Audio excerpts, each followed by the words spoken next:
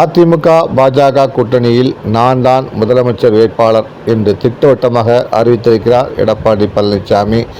2 நாட்களுக்கு முன்பு விஜய் அவர்கள் செயற்குழு கூட்டத்தில் ஒரு முடிவெடுத்திருந்தார்.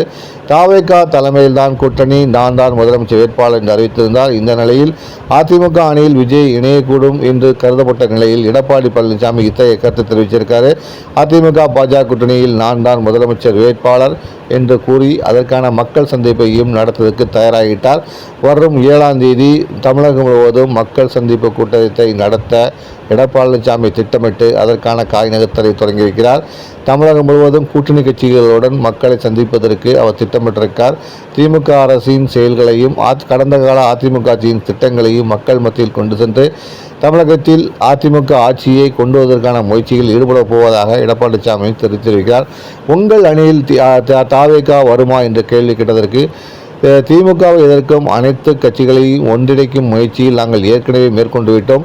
அந்த வகையில் எல்லா கட்சிகளுக்கும் நாங்கள் அழைப்பு விடுத்திருக்கிறோம் என்று கூறியிருக்கிறார். தேமுதிக உங்கள் அணியில் இருக்கிறதா என்ற கேள்வி கேட்கப்பட்டதற்கு, தேமுதிக எங்கள் அணியில் இருக்கிறது, அவர்கள் ஜனவரி மாதம் தங்கள் மாநாட்டில் சொல்லப்போவதாக தெரிவித்திருக்கிறார்கள். அன்றைய தினம் இத்தகைய அறிவிப்பை அவர் வெளியிடுவார் என்று தெரிவித்திருக்கிறார்.